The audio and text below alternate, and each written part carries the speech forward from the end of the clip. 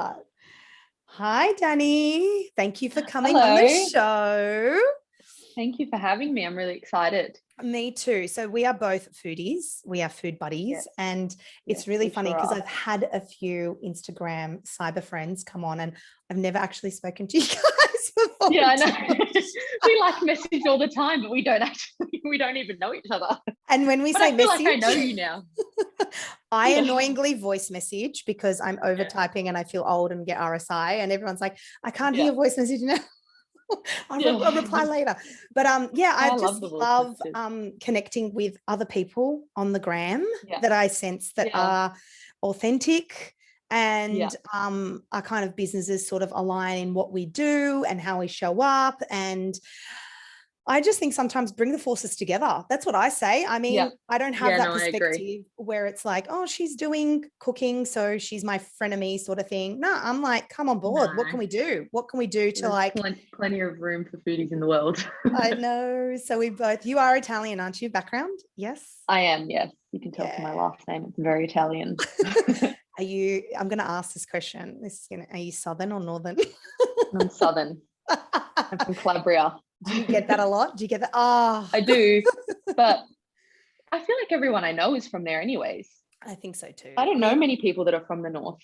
I feel like there's a big Southern, definitely Southern community here, but my husband's from Puglia, so he's sort of like coastal, whatever. Him. Yeah, I know. Go there last year. I know, how sad. Yeah. I'm going to have to postpone it. That's beautiful. Yeah.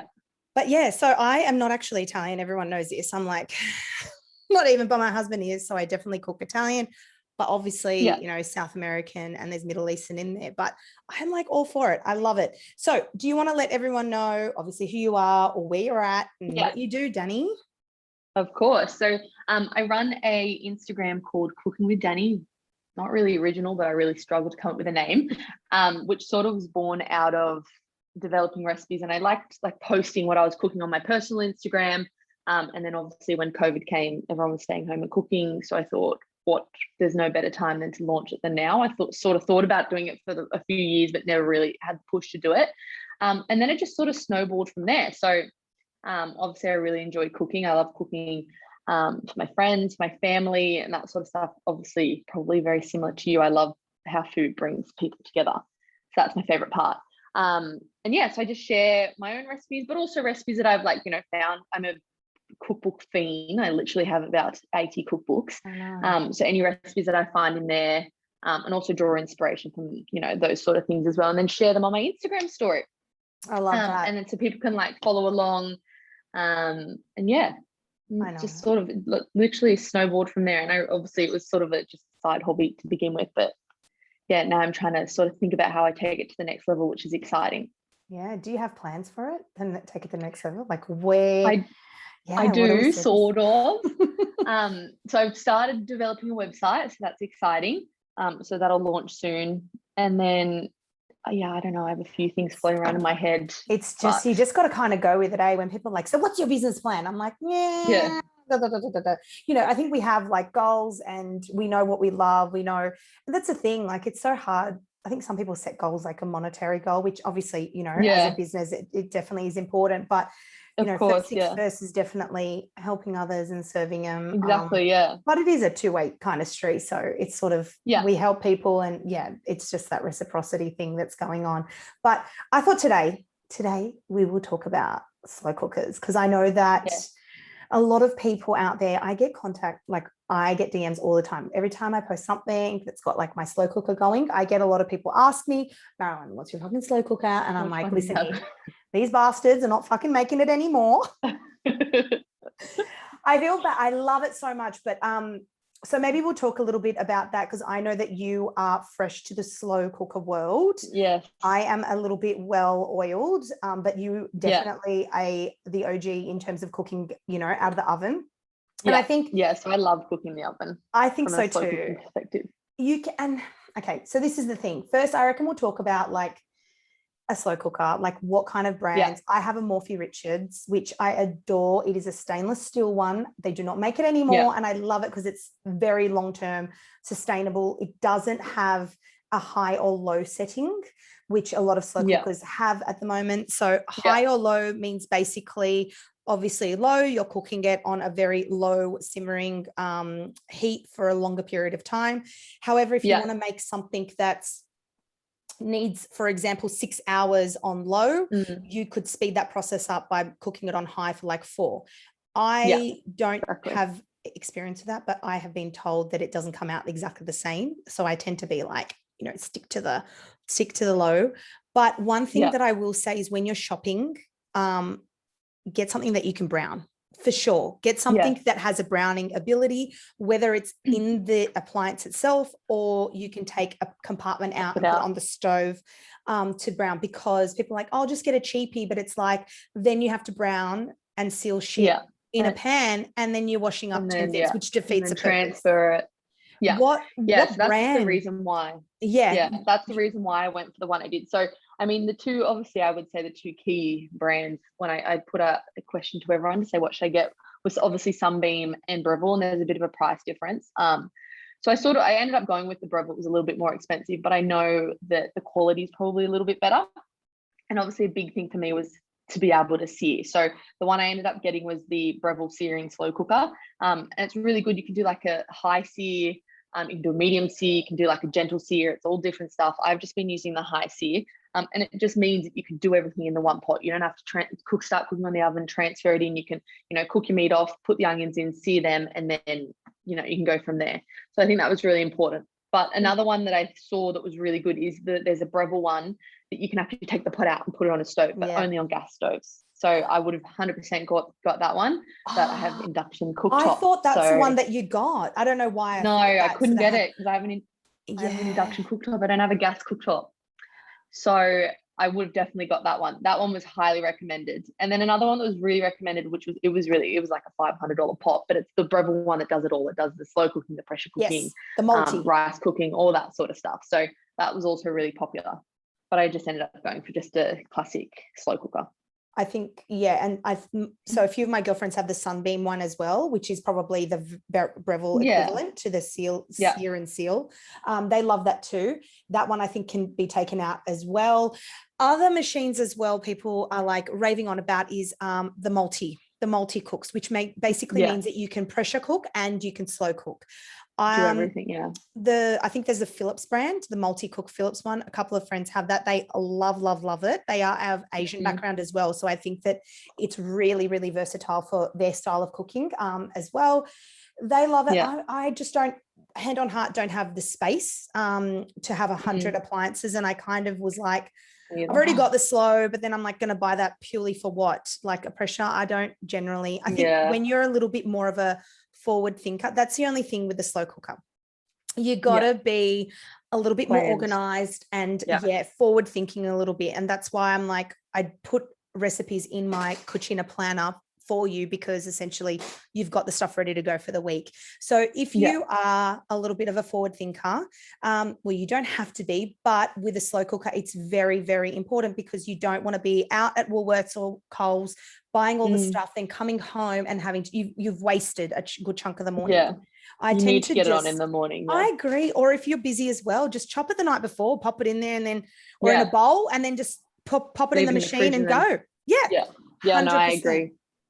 Definitely. What else did you find along your research with like slow versus multi? Like, did you get any other kind of feedback, or what were you told, like, oh, make sure it does this, or make sure it has this, or do this, or get this? I think one of the number one things was make sure it has the keep it warm function. So that way, if you know, because the reason why I got it is because I work full time, so I can chuck it on in the morning, leave it on for 6 hours and then come home. Obviously within 6 hours, it's going to be around 3 o'clock. So then what it does, it switches to keep warm. So then that way it just keeps the food warm for 4 hours until dinner's ready. So I think that's really important. Because a lot of the time, you can put it on for 8 hours, but most recipes will recommend probably low for 6 to 8. So if you know you're not going to be home in time, it's perfect. You know that it'll switch to keep warm and you don't have to worry about it. Other than that, I think like the ability to just like a really easy screen to use, which the Breville is great for. There's like 3 buttons. You can change how long you want to do it for.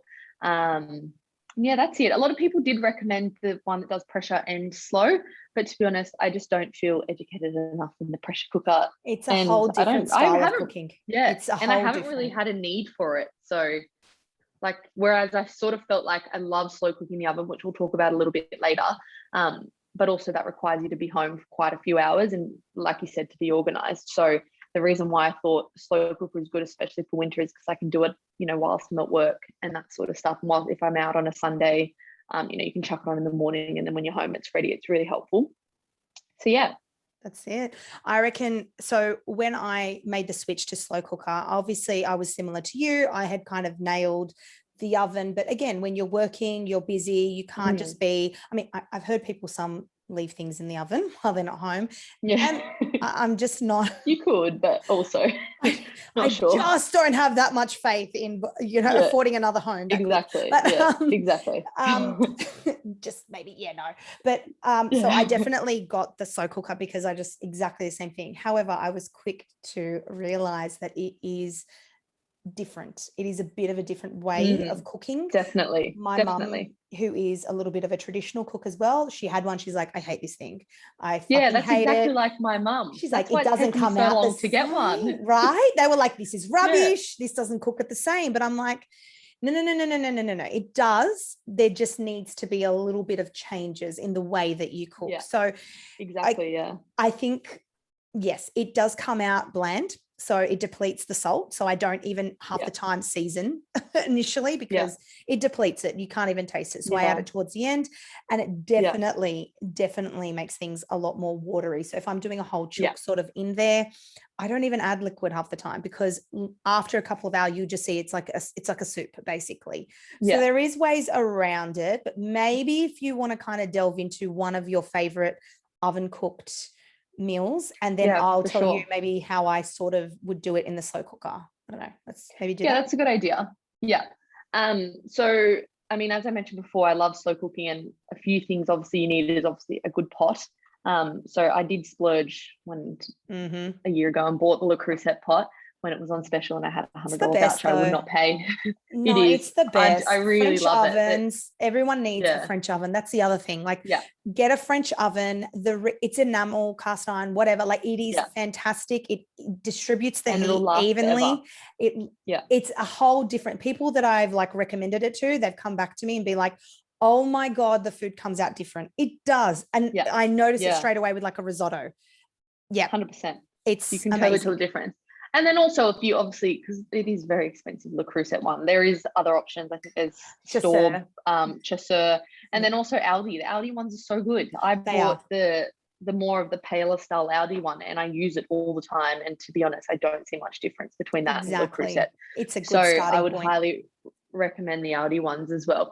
So obviously I do all my slow cooking in that pot. So I think I would probably say one of my favorite recipes, and it would be good to hear how you do it in the slow cooker, would probably be a beef ragu, which I use the beef ribs for. And then obviously, you know, the way that I would do it is I'd slowly cook the like onion, celery, carrot for like 15, 20 minutes, and let that like sort of simmer away. And then obviously fry the ribs separately. So brown them, add them in, add in all the liquid, the passata, etc. And then I would then pop it into the oven for like as long as I can, really. If I'm in a rush, like I'd do 3 hours at 180, but if not, I'd probably do it to 4 to 5 hours on 150. And then so then obviously once you sort of get it out, you've got a really thick kind of sauce. Whereas the thing I'm worried about, and I haven't done it yet in the slow cooker, is, you know, obviously it'll become more liquidy rather than thick, because the liquid doesn't reduce in the slow cooker, especially when you cook on low. So I'm happy. How do I do it in the slow cooker? So one thing that I did recently, because that would piss me off too in the past, where I was like, oh my God, I just don't want it. I don't want to keep just adding. You can you can add more tomato paste at the end, or lessen the amount of liquid you add initially. However, I recently did a pulled chicken recipe. I popped the lid up a little bit open the last hour of cooking. The last hour and a half that's a good cooking, idea. I opened the lid because it just evaporated the excess liquid. So it was still simmering away, but it just got rid of that extra like liquid. So that is my tip. If you're not home, it might make it a little bit harder, but to be honest, that was my kind of go-to. like quick fix. Otherwise, or maybe just, does your machine have like a delay setting where you could start it at a later, or you just have to start it when you hit start? No, I don't think so. I think you have to start it when you hit start. Yeah. But I think one thing that I found good, that I've used it when I made a curry the other night. It has the sear settings. So then after it's done the slow cooking, I then popped it on sear for 20 minutes, and it just sort of bubbled away with the lid off and reduced. Exactly. That's really helpful as well. So you can do that. Yeah. Otherwise, just last hour of cooking, pop the lid up a bit, and that's it. Yeah. It does the job. Yeah, exactly. That's a good idea. And I think with a ragu, it's something that I can't stress enough the difference in flavor and taste with it being cooked over a longer period of time, opposing to just a quick, 1 hour cook. It's just not the same. Not so the same. That's a really bolagnese. You need time for them. Even that, I cook it for like ages. And, for those people that are thinking like, oh my gosh, okay, like, that's a lot of effort for one dish. Guys, triple the batch, double it. Exactly. Obviously if you guys are just you and your partner, that's fine.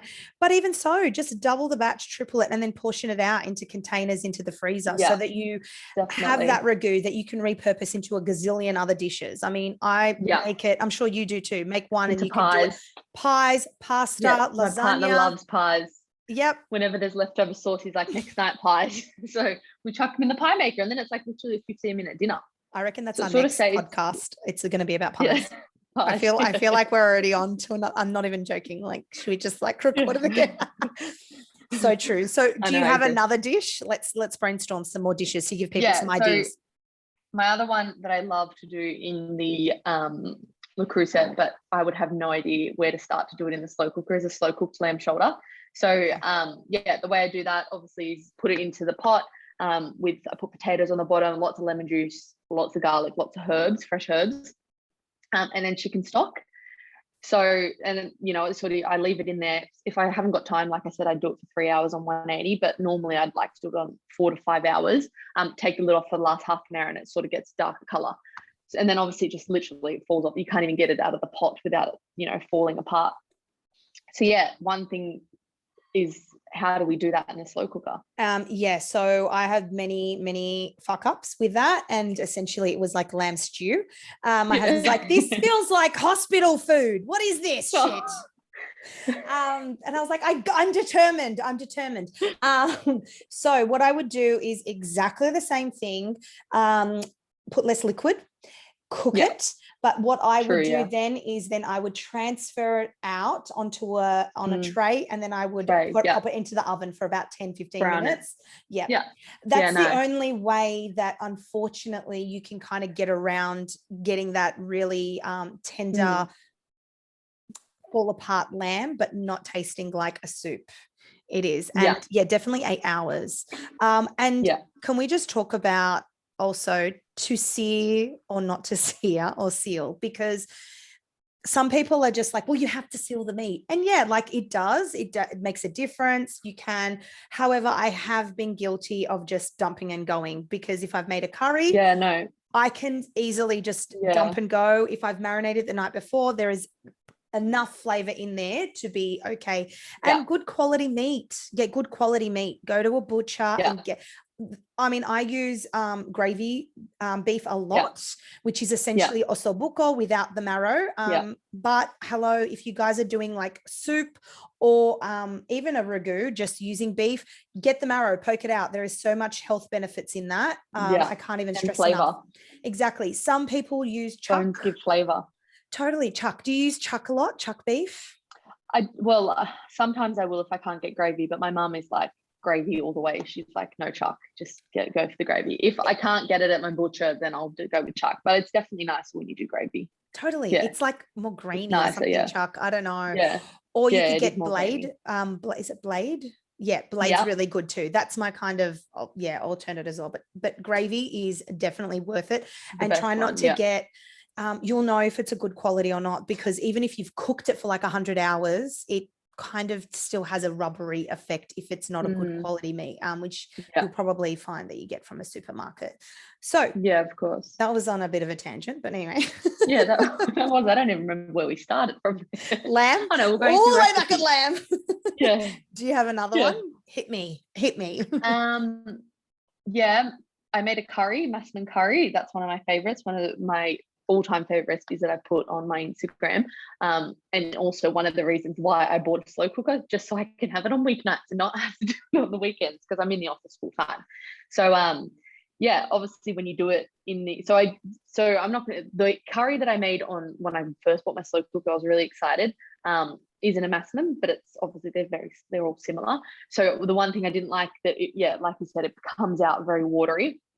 Not watery, but just not as thick as when when you do it in the oven, it just comes out really thick. Sometimes the liquid reduces so much that it also almost burns. So very different between the two.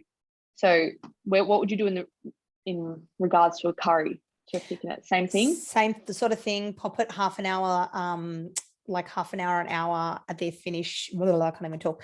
Yeah, towards the end of the cooking. And also to thicken it up, corn flour. I just dissolve corn flour. Yeah, and that's probably what I was just about to say. What are your thoughts on corn flour? And I know that people, I have read a lot about this, and authentic Indian cooking doesn't.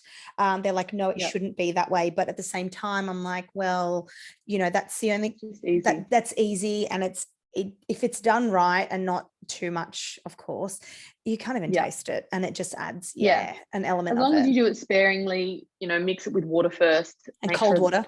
Cold water. Make sure the pot is simmering before you add it in, so it sort of like evenly distributes and it doesn't all end up clumpy. It's just easy, and it gives it that nice, I don't know, it gives it that nice texture, like the thick where it sort of coats the meat rather than just runs off it. Exactly. So yeah, I did that with my curry and it worked out really well. It just takes a little bit of trial and error. Fixes. It just takes trial and error, just a little bit less liquid, pop the lid up a little bit, adding a bit of a thickener. And people are probably like, oh, well, what's the point? But it's still, it saves you so much time. Like it just, it does it for you. It actually, I think there's like a really good nutrition value in it, because it keeps the nutrition value of the vegetable as well, opposing to, I don't know, I think it was like stove cooking as well. I have to look back at that, but there is a definite, nutrition value there. What was the other thing I was going to kind of touch base on? Oh, here we go, Marilyn. Oh, I thought of something actually whilst you were saying that. I think coating the meat in flour, totally, like tossing it in a bit of flour and then putting it straight into sauce, that helps as well. And it helps with the flour thicken the sauce over time. Yeah. 100%. That helps. I didn't do that because I thought I don't have time. I'm just going to quickly chuck it in. But I think probably next time I would make sure that I do that to see what the difference is. And I think it'd help. It just takes a bit of, like I said, trial and error, and also with the vegetables. So if you are using, root vegetables, definitely put it in from the beginning. However, I tend to put the more softer vegetables towards the end of my cooking process, similar time to when you would pop the lid open. So things like broccoli, eggplant, beans, if you want to add, when you're making a curry, you want to add in some extra fresh coriander, like herbs, or you want to add in some shallots. I add them all sort of towards the end. They keep their, texture, their flavor, because there's nothing, it will just literally be like soup. You will not even see it in there. The other thing that I adore, and I think that everyone who gets one initially, make a broth. That is I should do that. So in winter, what I do is I do obviously my own broth. I get a whole chook, vegetables. I add pancetta into it, whatever. So if you are cooking throughout the week and you are, like, say, chopping onions and carrot peels, and there's off-cut celery, keep them all in a container, an airtight container in your fridge. Just pop them in there, and then come, like, maybe every 2 weeks or so, when you want to do a broth, you can just literally use those. Got stuff ready. Exactly. It's clean. It's just, it's just tip. Exactly. Just do that with a fresh chicken. You could use bones. I kind of do the whole chook because I like to then use that meat, and repurpose it into, like, say, another dish, whether it's a pie dish, whether it's my spiced chicken rice.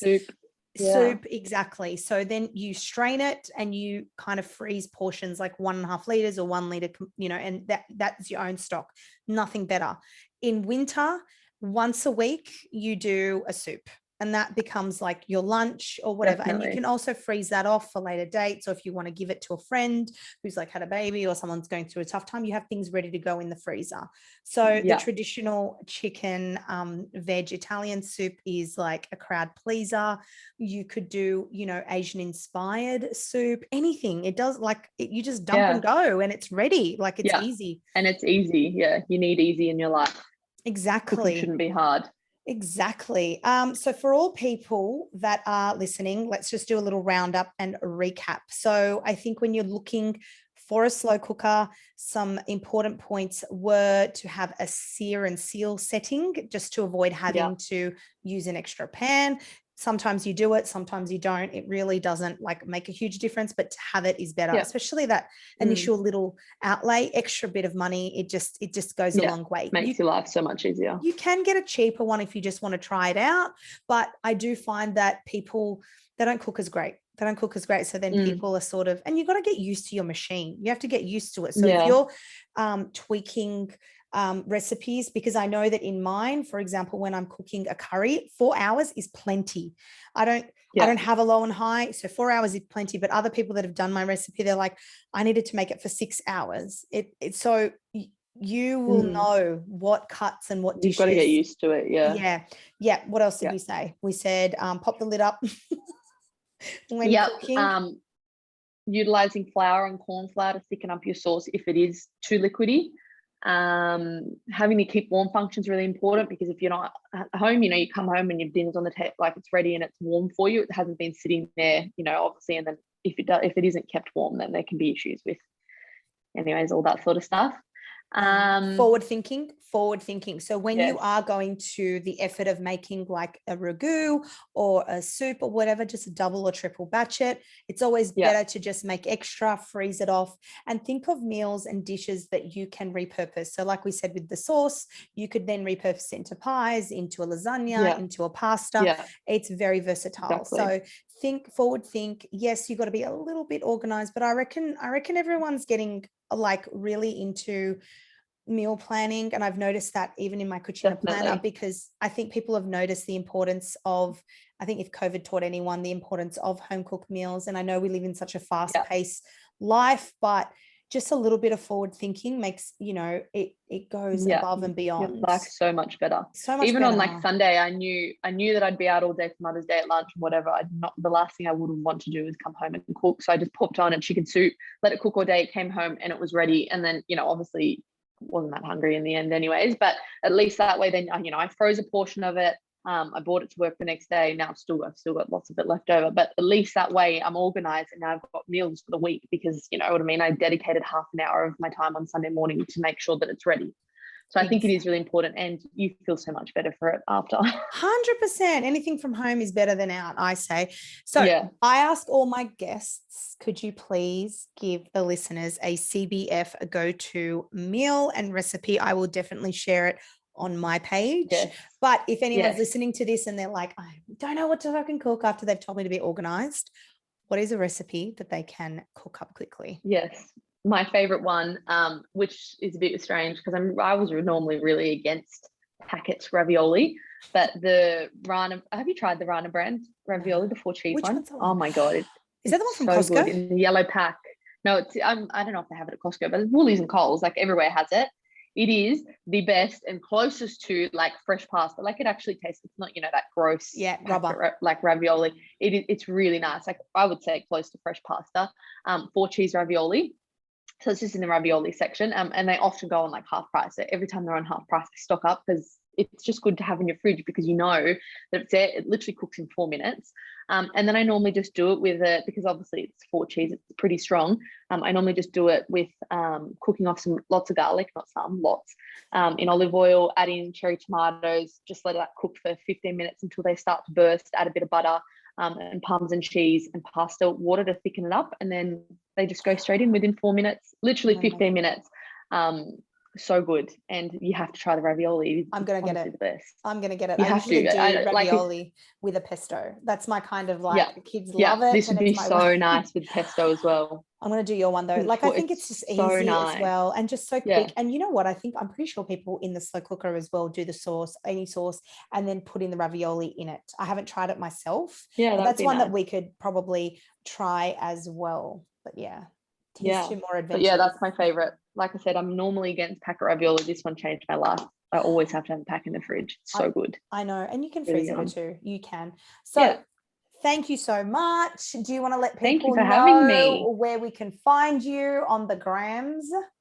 Yes, sure. So it's Cooking with Danie. So Danie. Beautiful. And you'll find me there. So and all the recipes that we sort of had a chat about. In your highlights, I know that your highlights are jam-crammed. You give so much value. Thank you so much. Thank you for your time. No, thank you for all your input. And no worries. Enjoy your day. All right. Lovely chatting with you. You too. Ciao, ciao.